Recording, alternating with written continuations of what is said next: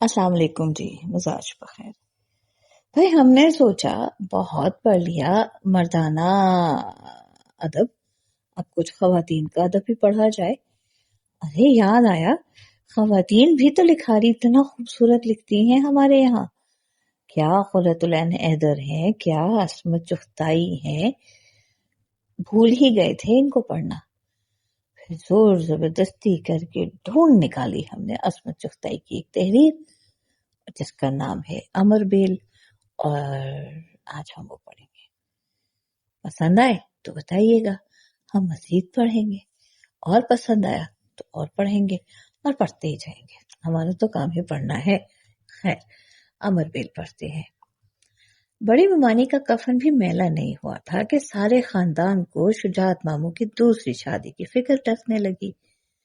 उठते बैठते दुल्हन तलाश की जाने लगी। जब कभी खाने पीने से निमट कर बीवियां बेटों की बरी या बेटियों का जहेज टाकने बैठती तो मामू के लिए दुल्हन तजवीज की जाने लगती। अरे वो अपनी कनीस फातिमा कैसी रहेंगी? ऐ है बीबी, घास तो नहीं खागी हो। कनीस फातिमा की सास ने सुन लिया ना तो नाक चोटी काट कर हथेली पर रख देंगी। जवान बेटे की मैयत उठते ही वो बहू के गिर्द कुंडाल डालकर बैठ गई थी।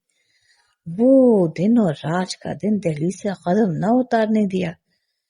नगोड़ी का मैके में कोई मरा जीता होता तो शायद कभी आना जाना हो जाता।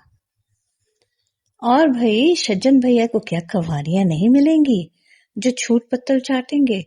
लोग बेटियां थाल में सजा के देने को तैयार हैं। 40 के तो लगते भी नहीं। असगरी खानम बोली, ओए खुदा खैर करे बुआ, पूरे 10 साल निकल रही हो। अल्लाह रखे खाली के महीने में पूरे 50 भर के। अल्लाह अल्लाह अल्लाह, बेचारी इम्तियाज फुप्पो बोल के पछताई। शुजात मामू की 5 बहनें एक तरफ और वो निगोड़ी एक तरफ, और माशाल्लाह 5 बहनों की ज़बानें ये गज गज भर की। कोई मुश्तिया हो जाता बस 5 एकदम मोर्चा बांध के डट जाती। फिर मजाल है जो कोई मुगलानी पठानी तक मैदान में टिक जाए। बेचारी शेखानी और सैयदानियों की तो बात ही ना पूछे। बड़ी बड़ी दिल करते वालियों के छक्के छूट जाते। मगर इम्तियाजी फूफो भी उन 5 पांडवों पर 100 कोरियों से भारी पड़ती। उनका सबसे खतरनाक हरबा उनकी चटचटाती हुई बरमे की नोक जैसी आवाज थी। बोलना जो शुरू करती तो ऐसा लगता जैसे मशीन गन की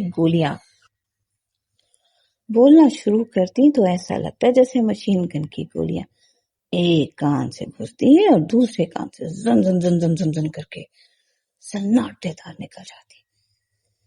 जैसे ही उनकी किसी से तकरार शुरू होती, सारे मोहल्ले में तुरंत खबर दौड़ जाती कि भाई इम्तियाजी बुआ की किसी से चल पड़ी, और बीवियां कोठे लांगती छज्जे फलांगती दंगल की जाने हल्ला बोल देती। इम्तियाजी फुप्पो की 5 बहनों ने वो टांग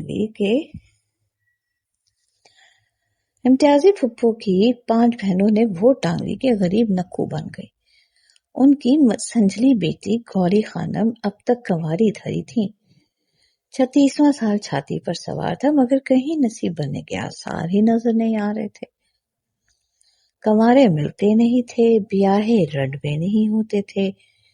पहले जमाने में तो हर मर्द 3-4 को टकाने लगा देता था, मगर जब से ये नगोड़ी अस्पताल और डॉक्टर पैदा हुए हैं, बीवियों ने मरने की कसम खा ली है। जिसे देखो आखिबत के बोरिये पर तुली हुई है। बड़ी मुमानी की बीमारी के दिनों में इम्तियाजी फुप्पो ने हिसाब लगा लिया था, लेकिन उनके फरिश्तों को भी पता न था कि 2 हाजों के लिए भी कुएं में बांस डालने पड़ते हैं। शुजात मामू की उम्र का मसला बड़ी नाजुक सूरत हाल इख्तियार कर गया। कमर आरा और नूर खाला के लिए तो वो अभी लड़का ही थे, इसलिए वो तो मारे हॉल के बरसों की गिनती में बार बार घपला डाल देती کیونکہ ان کی عمر کا حساب لگ جانے سے خود خالاؤں کی عمر پر شہ پڑتی تھی، لہٰذا پانچوں بہنیں بالکل مختلف سمت سے حملہ آور ہوئیں۔ انہوں نے فوراً امتیازی پھپھو کے نواز داماد کا ذکر چھیڑ دیا، نواز داماد کا، جس کا تذکرہ پھپھو کی دکھتی رگ بن گیا، کیونکہ وہ ان کی نواسی پر سوت جو لے آیا تھا۔ مگر ہماری پھپھو بھی کھری مغلانی تھیں، جن کے والد شاہی فوج میں برق انداز تھے۔ وہ کہاں مار کھانے والیوں میں سے تھے۔ چھٹ پینترا بدل کر وار خالی دیا اور شہزادی بیگم کی پوتی پر ٹوٹ پڑی، جو کھلے بندوق خاندان کی نہ کٹوا رہی تھی، کیونکہ وہ روز ڈولی میں بیٹھ کر تھن کوٹ کے اسکول میں پڑھنے جایا کرتی تھی۔ اس زمانے میں اسکول جانا اتنا ہی بھیانک سمجھا جاتا تھا جتنا آج کل کوئی فلموں میں ناچنے گانے لگے۔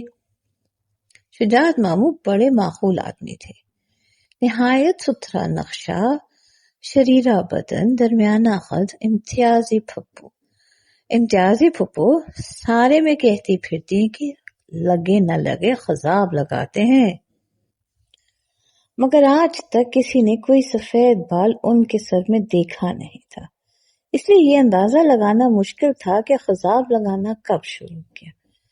یوں دیکھنے میں بالکل جوان لگتے تھے، واقعی 40 کے نہیں جچتے تھے۔ جب ان پر پیغاموں کی بہت زور کی بارش ہوئی تو بکھلا کر انہوں نے معاملہ بہنوں کے سپرد کر دیا۔ بس اتنا کہہ دیا، لونڈیا اتنی چھچوری نہ ہو کہ بیٹی لگے، اور ایسی کھوسٹ بھی نہ ہو کہ ان کی اماں لگے۔ وہی کیا خفیاتا ہوا نام ہے۔ امتیاز پھپھو کو کچھ نہ سوچا تو نام ہی میں کیڑے نکالنے لگی، مگر بہنوں نے ایسا مورچہ کسا کہ ان کی کسی نے نہ سنی۔ لونڈیا 16 سے ایک دن زیادہ کی نہ ہو تو 100 جوتے صبح 100 جوتے شام، اوپر سے حکے کا پانی، مگر ان کی کسی نے نہ سنی۔ وہ اپنی گوری بیگم کی ناؤ پار لگانے کے لیے خواہی نہ خواہی دند مچاتی تھی۔ رخسانہ بیگم تھی کہ بس کوئی دیکھے تو دیکھتا رہ جائے، جیسے پہلی کا نازک شرمایا ہوا چاند کسی نے اتار لیا، شکل دیکھتے جاؤ پر جی نہ بھرے، تولو تو 5ویں کے بعد چھٹا پھول نہ چڑھے۔ رنگت ایسی جیسے دمکتا کندن، جسم میں ہڈی کا تو نام نہیں، جیسے سخت میدے کی لوئی پر گائے کا مکھن چھپڑ دیا ہو۔ نسوانیت اس غضب کی جیسے درجن بھر عورتوں کا ست نچوڑ کر بھر دیا ہو۔ گرم گرم لپٹیں سی نکلتی تھی۔ شاید بقول پھپھو 16 برس کی ہوں گی، مگر 19-20 کی اٹھان تھی۔ بہنوں نے ماموں کو 25واں سال بتایا تھا۔ اب انہیں ذرا سا تکلف ہو تو ہوا، مگر پھر ٹال گئے۔ کم سے تو کوئی بڑا جرم نہیں نا۔ سب سے بڑی بات تو یہ تھی کہ بے انتہا مفلس گھر کا بوجھ تھی، دونوں طرف کا خرچہ ماموں کے سر رہا۔ جب رخسانہ ممانی بیاہ کر آئیں تو انہیں غور سے دیکھ کے ماموں کے پسینے چھوٹ گئے۔ اللہ باجی، یہ تو بالکل بچی ہے، انہوں نے بکھلا کر کہا۔ اوئی خدا خیر کرے میاں، تم تیل دیکھو، تیل کی دار دیکھو، مرد ساٹھا پاٹھا اور بیوی 20 لکھی سی، 2-4 بچے ہوئے نہیں کہ ساری خلی اتر جائے گی۔ گو موت میں نہ 16 سنگھار رہیں، نہ یہ رنگ و روغن، نہ یہ چھلیلا سی کمر، نہ بازوؤں کا لوچ برابر کی نہ لگے گی تو نہ لگنے لگے تو چور کا بحال سو میرا۔ میں تو کہوں 10 سال میں بڑی بھابھی جان کی طرح ہو جائیں گی۔ اور یوں ہمارے ہاں آ گئی رخسانہ ممانی۔ اب جو ان کی درگت بنی یا انہوں نے درگت بنائی، اب اگلے چیپٹر میں، اور وہ چیپٹر اگلے ایپیسوڈ میں۔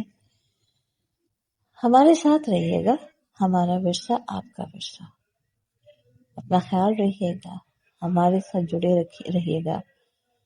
ملتے ہیں تھوڑی سی بریک کے بعد۔